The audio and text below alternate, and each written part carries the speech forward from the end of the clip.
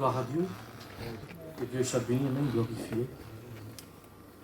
Vous savez, j'étais assis, amen, quand je chantais ce cantique par une belle journée, il me bénissait ce cantique, amen. Parce que c'était un frère, amen, qui a passé par des problèmes, des difficultés. C'était un chrétien, amen. Il a composé ce cantique, amen. C'était un frère, amen, qui avait une fille de 2 ans. 2 ans, lui, il était devant sa caravane, il buvait son café. Et dans la caravane, amen, il avait entendu un cri. C'était sa femme. Bien sûr, il rentre dans la caravane, il voit sa fille de 2 ans morte sur le lit. À ce moment-là, c'est difficile, c'est dur. Qu'est-ce qu'il fait lui? Il prend sa fille, il l'amène à l'hôpital. Bien sûr, le docteur lui dit, monsieur, c'est fini, il n'y a plus rien à faire. Heureusement qu'il était un chrétien fidèle qui aimait Dieu.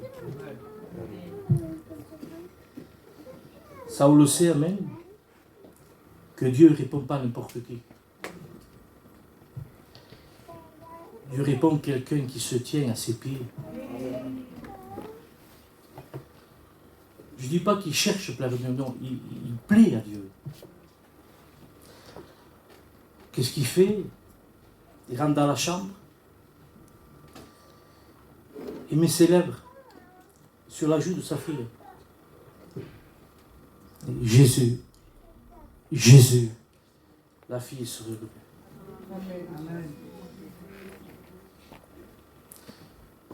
Vous savez, mes frères et sœurs, quand on parle de la prière, on dirait qu'on parle des choses étranges.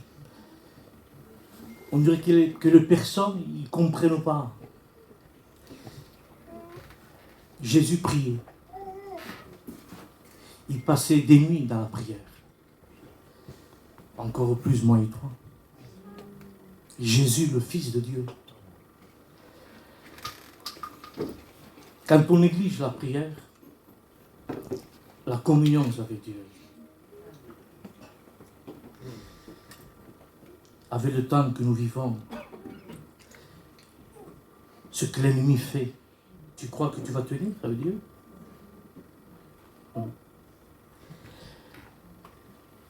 Quand j'ai rentré ici, dans cette église, amen, quand Mario disait, frère, tu pries?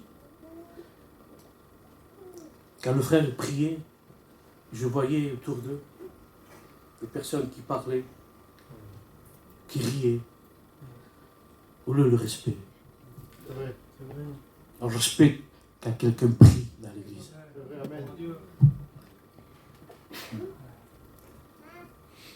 Quand quelqu'un prie, le Seigneur, je prie avec lui. Amen. Et on dit Amen la prière. Amen, Seigneur. Isparecho, c'est rien. Si, c'est important dans l'église. C'est important. Parce que ce que tu vivras chez toi, tu vivras dans l'église. Tu sais, parfois, pas besoin de dire que des mots, parler sans parler. Comportement. Une femme disait, cet homme, je demande pardon pour ce que je veux dire. Une femme de mauvaise vie. Cet homme, il dit, c'est un saint homme de Dieu. Je l'ai vu au regard, sans parler. Et nous, on parle que des mots et on ne sait pas ce qu'on dit. Elle me dit, celui qui parle beaucoup ne manque pas de péché. On dit pour rien, n'importe quoi, et on commence à critiquer, on commence à pointer une doigt. J'aimerais te dire dans cette soirée même, dans la simplicité, si tu as commencé par l'esprit, ne finis pas par la chair. Je parlais avec un homme vieux dans l'église. Il me parlait. Je le regardais, je l'admirais. Il me parlait comme quoi le Seigneur est bon. Et après il m'avait dit, je ne suis pas au top. Je ne suis pas. Et moi je dis, Dieu est amour. Dieu est amour. Il me dit, c'est vrai. Deus amor. C'est mieux une fin qu'un commencement. Il me dit, c'est vrai. C'est vrai ce que tu dis. Il me dit, je me sens bien avec Dieu. Je dis, gloire à Dieu, amen. Quand j'étais aux études, si vous connaissez l'enseignant Tarzan, il nous faisait un cours et il disait, ça fait 60 ans que je prêche la parole de Dieu. J'étais là, j'admirais ces hommes-là. 60 ans que je prêche la parole de Dieu. Et après il me dit, je suis à l'école de Dieu. J'ai besoin d'apprendre de Dieu. Il m'a bouleversé. Il m'a bouleversé. 60 ans de ministère, la parole de Dieu. Tu me parles, tu me dis que tu es à l'école de Dieu. Et moi, ça fait un an, la moitié d'un an. Si vous savez le besoin de Dieu que j'ai. Si vous savez le besoin d'apprendre de Dieu que j'ai.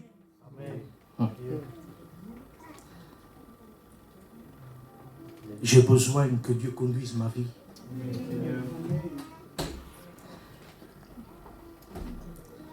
On a besoin tous de la grâce de Dieu. Tous nous avons besoin de la grâce de Dieu. C'est beau quand on regarde un frère au-dessus de nous-mêmes. Que c'est beau, amen. C'est beau. Moi, j'ai appris comment ça. Il y a des choses que je ne sais pas.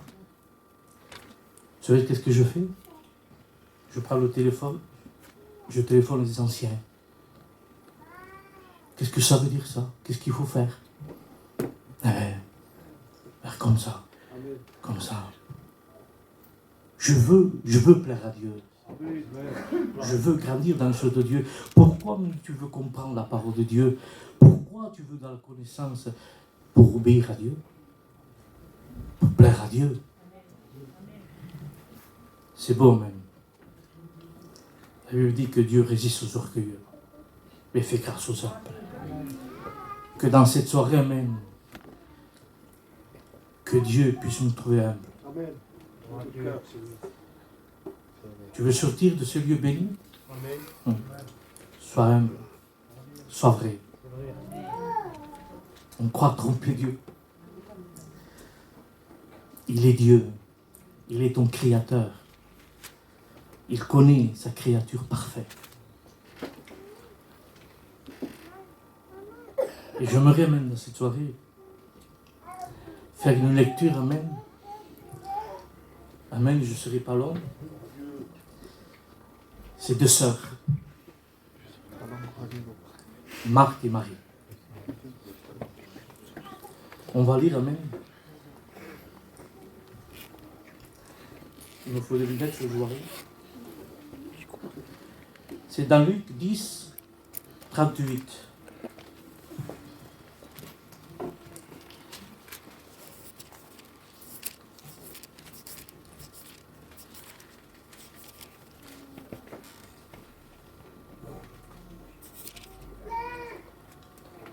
Comme Jésus était un chemin avec ses disciples, Jésus n'était pas seul, il était avec ses disciples. Il rentra dans un village et une femme nommée Marthe le reçut dans sa maison. Elle avait une sœur nommée Marie qui s'était assise à ses pieds du Seigneur et écoutait sa parole. Retenez cela même, il écoutait sa parole. Marthe, occupée par divers soins domestiques, survint et dit, Seigneur, cela ne te fait-il rien que ma sœur me laisse seule pour servir? Dis-lui donc de m'aider. Le Seigneur répondit, Marthe, Marthe, tu t'inquiètes et tu t'agites pour beaucoup de choses. Une seule chose est nécessaire. Vous savez, si tu aurais deux choses, le Seigneur, il aurait dit. Le Seigneur dit, une seule chose est nécessaire. Marie a choisi la bonne part qui ne sera jamais ôtée. Jamais ôtée. Quand j'ai rentré ici, j'ai vu un frère qui m'a donné une bouteille d'eau. Moi, je posais des questions. Je dis, ça fait longtemps que tu vends de l'eau? 5 ou 6 mois. J'ai dit, frère, Dieu dit, si tu es fidèle aux petites choses, Dieu te confiera des grandes. Quand c'est fait avec le cœur, quand il y a le cœur par amour pour lui. Vous savez, moi, ma femme, même,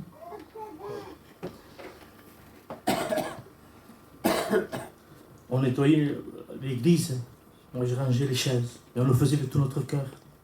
J'étais jeune. Et quand je commençais à ranger les chaises, j'ai senti la présence de Dieu.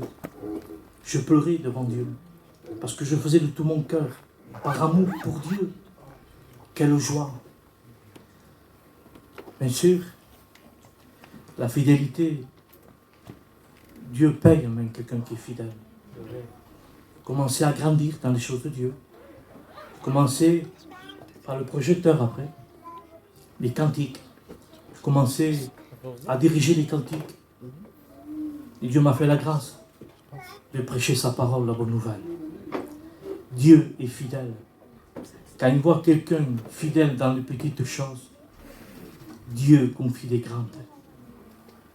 Vous savez, mes frères et sœurs, on peut nous enlever des choses dans la vie chrétienne, même des responsabilités. Je répète même. Dans la vie chrétienne, on peut nous enlever des choses, des responsabilités. Mais aucun homme, personne, ne pourra nous enlever, être au pied de Jésus. Comme Marie, personne. Vous savez, parce que tu dois savoir, frères et sœurs, amen, nous devons savoir que c'est toi-même qui dois prendre une décision. C'est toi. Moi qui prêche, je ne pourrai jamais prendre une décision à ta place. C'est toi que tu dois prendre une décision une fois pour toutes, une décision ferme. C'est pour ça que ta vie cloche de côté. Il y a des chrétiens qui viennent à l'église avec cette fatigue, avec ce fardeau, il n'y a pas ce zèle, parce que tu n'es pas engagé vraiment avec Dieu. Vous savez, mes frères et sœurs, je demande pardon de ce que je vais dire. Il y a beaucoup de mariages, même, qui font le païen. Et je regardais, c'était ma famille, je les regardais dehors, au quartier. Je voyais le zèle qu'ils avaient pour aller à un mariage. Et moi-même, je me disais, si les chrétiens peuvent être zélés comme eux dans l'église. Un zèle, des costumes de fortune. Ils louaient des voitures, des BM, des Mercedes. Je ne sais pas combien d'argent, 2-3 000 euros pour 2 jours. Le zèle qu'ils ont pour le monde. Et on ne sait pas si le lendemain, ils seront là. Parce que croyez-moi qu'un mariage, même, un serviteur disait, un mariage égale séduction. Mariage, bonté. Et je me disais, quand David dit, je suis dans la joie, quand on me dit, allons à la maison de l'Éternel, il faut qu'un chrétien ait cette joie quand il vient à l'église. C'est important même. Le chrétien, c'est un modèle. Pourquoi David est dans la joie? Parce que dans la maison de Dieu, il y a Jésus. Et quand il y a Jésus, des grandes choses peuvent se passer ce soir. Moi, je le crois, tout mon cœur. Vous savez, j'ai regardé Pierre, l'apôtre Pierre. C'était un homme même qui avait un caractère un peu vif. C'est un homme qui était choisi. C'est Jésus qui choisit cet homme même. Et nous voyons tout ce que Jésus faisait. Lui, il était avec Jésus. Vous voyez des morts ressuscités, des malades guéris.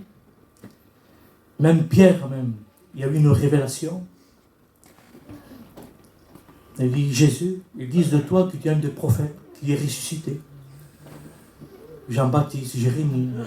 Et Jésus le regarda tous ses disciples et dit, mais vous, que dites-vous que je suis? Il n'y a qu'un seul qui répond, c'est Pierre. Pierre lui dit, tu es le Christ, le Fils de Dieu vivant. Et Jésus lui répond, Pierre, ce n'est pas le sang, la chair qui t'a révélé cela. C'est mon Père qui est dans les cieux. Vous savez, mes frères et sœurs, on peut voir des miracles, on peut voir des révélations. Malgré tout ce que Pierre a vu, lui, Pierre, il prend la décision de suivre Jésus de loin. Quand on suit Jésus de loin, Pierre le réunit 3 fois.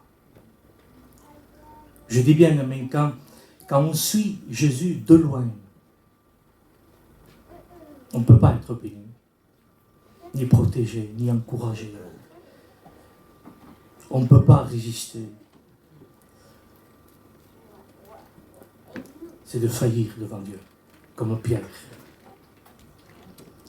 Quand Jésus, amen, il a été crucifié entre ciel et terre, la Bible dit que tous les disciples, ils l'ont abandonné. Tous. Il n'y avait qu'un seul. C'était Jean. Il était là.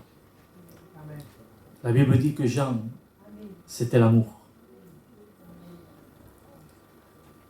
L'amour. C'est un grand mot même. L'amour. Être chrétien, s'il n'y a pas d'amour. Et j'aimerais te dire dans cette soirée même, est-ce que tu as toujours l'amour pour Dieu?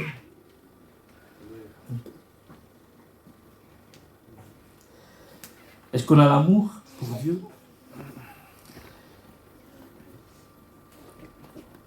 Jésus dit, Marie, il a choisi la bonne part qui ne sera pas ôtée.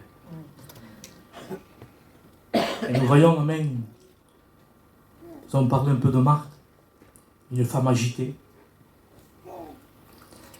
Une femme, amen, qui, je pourrais dire, qui était loin des choses de Dieu. Jésus enseignait dans la maison, et nous voyons que Marthe, elle, parce qu'il y a un temps pour tout, mes frères et sœurs. Il y a un temps pour venir à l'église, il y a un temps pour se promener. Mais là, Marthe, son temps, c'était, voilà, s'occuper de la table même. Mais c'est pour vous dire même, combien de temps tu pries plus? Combien de temps tu pries plus? Combien de temps même tu as perdu la communion avec Dieu? Vous savez, dans la maison, Jésus enseignait. Enseignait même. Et nous voyons que quand Jésus enseignait, pour vous dire qu'il y a quelqu'un qui est agité, quelqu'un qui est troublé. La Bible dit que Marthe, il survint, il arrêta Jésus d'enseigner dans la maison. Et Jésus lui dit, Marthe, Marthe, tu t'inquiètes pour beaucoup de choses, mais Marie a choisi la bonne part. Et Marthe lui dit, dis-lui à Marie de m'aider. On donne même des ordres à Dieu quand quelqu'un est agité. Vous savez, l'agitation, ça ne vient pas de Dieu. Quand quelqu'un est agité, quand quelqu'un même ne supporte plus la parole de Dieu, il est capable de tout. La Bible dit, jamais avoir confiance en quelqu'un qui ne porte pas de fruits. Jamais. Tu seras toujours déçu. Vous savez, quand Jésus, il aide quelqu'un, quand Jésus bénit quelqu'un, Parce qu'il est à ses pieds, il est à l'écoute de sa parole. Jamais Jésus ne verra quelqu'un qui est loin de sa parole. Dieu justifie quelqu'un qui est à l'écoute de sa parole, comme Marie. C'est vrai, mes frères et sœurs, moi, mon désir dans cette soirée, veut de mon cœur, j'aimerais, amen, que tu puisses mettre tout ton foyer, ton cœur, ton désir, au pied de la croix. Amen. Au pied de la croix. Je lui ai dit, moi, ma maison, nous servirons l'Éternel. C'était son cœur qui parlait. Marie a choisi la bonne part, qui ne sera jamais ôtée. Un jour, il y avait un couple même qui marchait. Sa compagne s'arrête et dit, j'ai rendez-vous. Et son mari le regardait, la regardait, il dit, avec qui tu as rendez-vous? Il dit, avec le Seigneur. J'ai promis à Dieu, tous les jours à 2 heures, de me mettre dans la prière. Je pose une question sans réponse même. Tu n'as pas perdu du temps? Combien de promesses tu as dit à Dieu?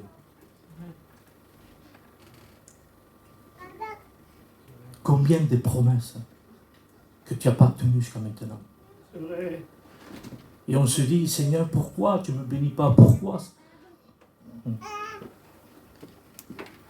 J'aimerais dans cette soirée que nous puissions revenir à la prière, à la communion avec Dieu.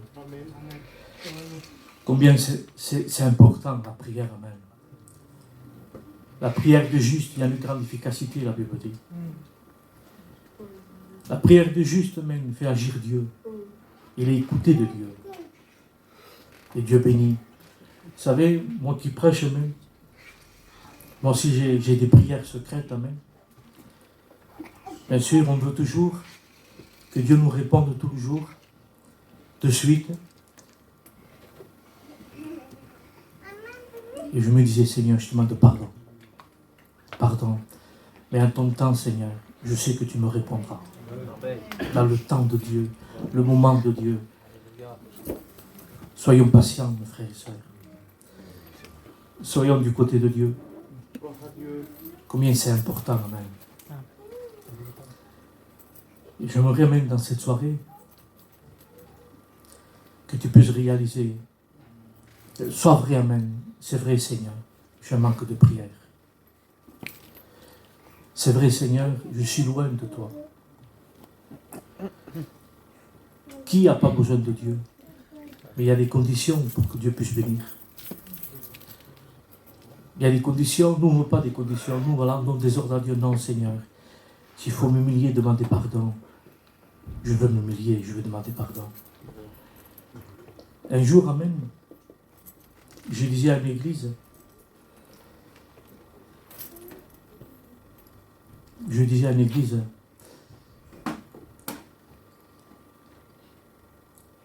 parfois c'est dur pardonner quelqu'un qui fait du mal. Il faut vraiment la grâce de Dieu. Il faut être né de nouveau. C'est dur. Ou tu es chrétien ou tu n'es pas. Ou tu es chrétien ou tu n'es pas. Quand il faut pardonner, il faut pardonner. Vous savez, j'étais dans la maison, amen, chercher Dieu. Et Dieu me mettait à cœur. Je sentis fort dans mon cœur qu'il y a au milieu de nous. Qu'il y a au milieu de nous des personnes que je ne peux pas pardonner.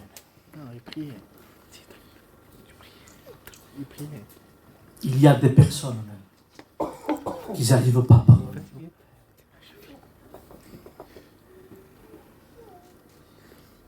C'est Dieu qui m'a le dit, amen. Ça fort dans mon cœur. Il y a des personnes qui n'arrivent pas à pardonner. Voilà l'obstacle de ta vie. Dieu ne pourra jamais bénir ton foyer si tu ne pardonnes pas. Il y a au milieu de nous des personnes qui n'arrivent pas à pardonner. Dieu veut que tu pardonnes. Dieu veut te bénir. Il faut dans ton cœur le pardon. Le pardon de Dieu. J'aimerais, Amen, quelques paroles que nous puissions baisser nos têtes, Amen.